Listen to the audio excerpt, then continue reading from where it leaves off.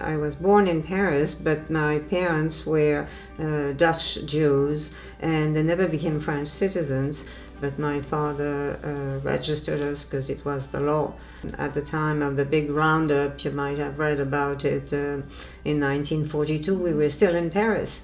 And when they rounded up 13,000 Jews in Paris, and they forgot to ring our bell. They went to our neighborhood, but they didn't, for some reason, from mystery, they didn't ring our bell. We were in our apartment, and we were wearing the Jewish star at that time. It was the law. And 1 week after that, we fled. It was so incredibly dangerous, crossing the demarcation line illegally. When we boarded the train in Paris, the train wouldn't leave, and I remember that, and it wouldn't leave, and it wouldn't leave.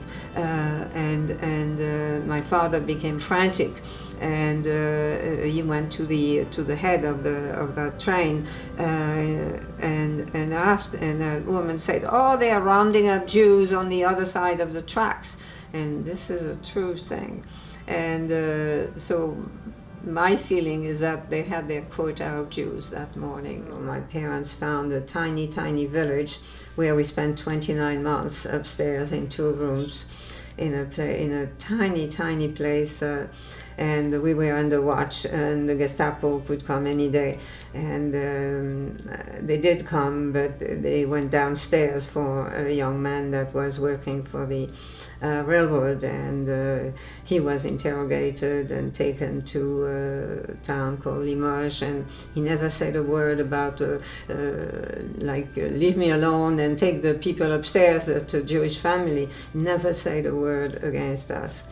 And the whole village was wonderful to us. My father was in hiding most of the time.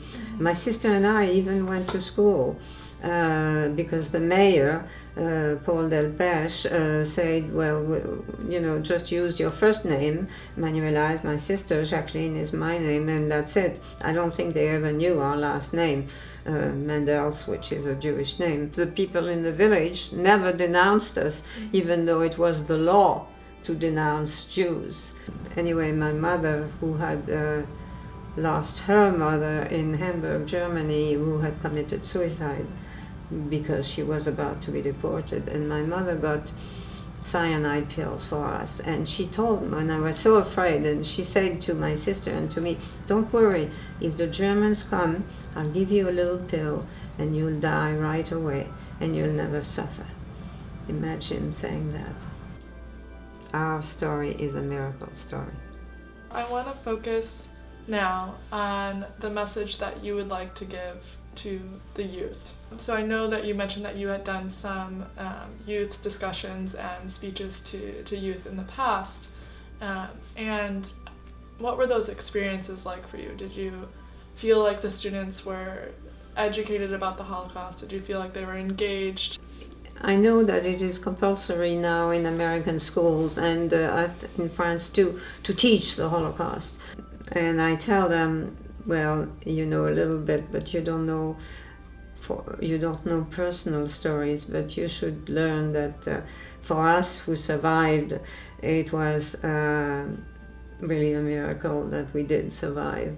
My parents didn't expect that we would. They raise their hand sometimes and they say, "Yeah, my grandfather was on D-Day."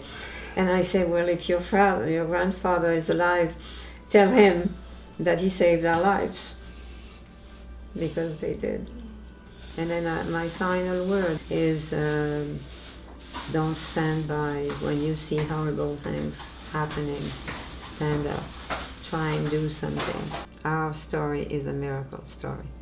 Yeah, I wanted to say that my father and my mother had kept they had left my mother's jewelry with the neighbor upstairs and some wedding presents. And my father had his watch that was an engagement present from my mother to him. And so that was in a tin box.